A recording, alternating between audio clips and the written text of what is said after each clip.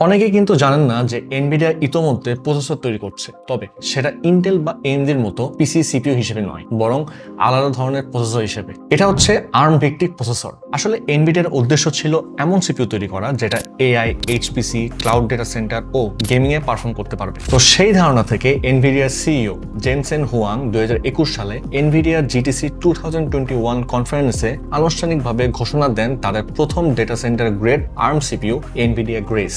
Today we're introducing a new kind of computer. But সেটা বাজারে আসে 2023 সালে। তো বোঝা যাচ্ছে এই এনভিডিয়া প্রসেসর আসলে উইন্ডোজ পিসির জন্য না। আমরা যেসব ল্যাপটপ আর ডেস্কটপ সিপিইউ চালাই এগুলো হচ্ছে x86 আর্কিটেকচার ভিত্তিক। এখন পর্যন্ত ইন্টেল এএমডি এই x86 আর্কিটেকচার নিয়ে শুধুমাত্র কাজ করেছে। স্বাভাবিকভাবে এখন আমজনতার প্রশ্ন, তাহলে ইন্টেল এএমডির মতো কি এনভিডিয়া কনজিউমার লেভেলের ল্যাপটপ আর ডেস্কটপের জন্য সিপিইউ আনবে? ইয়েস, এনভিডিয়া 2025 সালে তাদের আর্ম ভিত্তিক প্রসেসর বাজারে আনছে এবং এটা হচ্ছে এনভিডিয়ার ফার্স্ট কনজিউমার সিপিইউ। এটা অনেক ইম্পর্টেন্ট স্টেপ, বিশেষ করে উইন্ডোজ পিসি বাজারের জন্য। 2025 সালের সেপ্টেম্বর নাগাদ উইন্ডোজ পিসির জন্য একটা আর্ম ভিত্তিক এনভিডিয়া সিস্টেম অন চিপ বা এসওসি আমরা পেতে যাচ্ছি। এন্ড এখানে কিন্তু এনভিডিয়া একা না, মিডিয়াটেক এনভিডিয়ার সাথে কম্বাইনলি কাজ করছে। তাই আমরা বলতে পারি এটা হচ্ছে কো ডেভেলপ এসওসি। এই প্রসেসরের কোড নেম দেওয়া হয়েছে N1 ফর মেইনস্ট্রিম আর N1X ফর হাই এন্ড। এই প্রসেসরের চিপে থাকতে পারে 8 থেকে 12 এমনকি 20টা সিপিইউ কোর এন্ড সাথে LPDDR6 3 nm TSMC প্রসেস, AI engine and integrated RTX বিশিষ্ট জিপিইউ।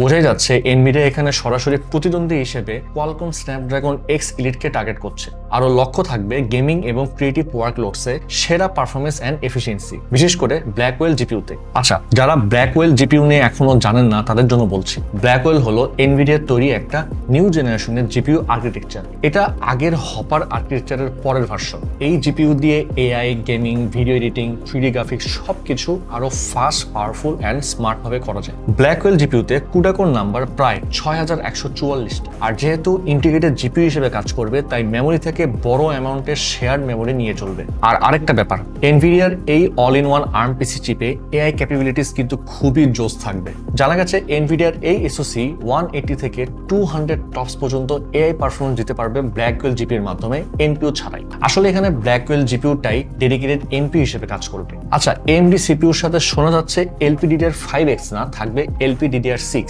যদি এটাই হয় তাহলে জোস হবে, স্পিড অনেক বেটার পাওয়া যাবে। এসওসি সিস্টেমে সিপিইউ আর জিপিইউ ডেটা আরো ফাস্ট পাবে। LPDDR5X এর স্পিড যেখানে 8533 Mbps, সেখানে LPDDR6 এর স্পিড হতে পারে 10000 Mbps বা তারও বেশি। এখন আমরা একটা চার্ট দেখব, এনভিডিয়ার N1 আর N1X প্রসেসরের মধ্যে কম্পারিজনটা দেখব, স্পেকস এন্ড ফিচারগুলো দেখে নিব। প্রথমে আমরা ডিসকাস করব N1 এবং N1X এর কনজিউমার।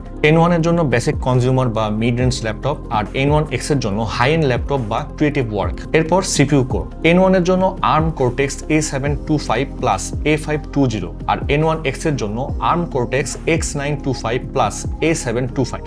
এবার হচ্ছে কোর, 8 থেকে 12টা N1 এর জন্য এবং N1X এর জন্য 14 থেকে 20টা কোর। জিপিইউ, N1 এর জন্য ইন্টিগ্রেটেড ব্ল্যাকওয়েল জিপিইউ যেটা লো পাওয়ারে চলবে, আর N1X এর জন্য ফুল পারফরমেন্স ব্ল্যাকওয়েল জিপিইউ যেটার কুডা কোর্স থাকবে 6144টা। আর এটা কারণ তো আপনারা জানেনই যে N1X কিন্তু হাই এন্ডের পিসিতে ইউজ হবে। এরপর হচ্ছে মেমোরি, N1 এর জন্য LPDDR5X বা LPDDR6 আর N1X এর জন্য LPDDR6 যেটার 128GB পর্যন্ত ইউনিফাইড মেমোরি থাকবে। এরপর আসে এআই পাওয়ার, N1 এর জন্য 50 থেকে 100 টপস এবং N1X এর জন্য থাকবে 180 থেকে 200 টপস।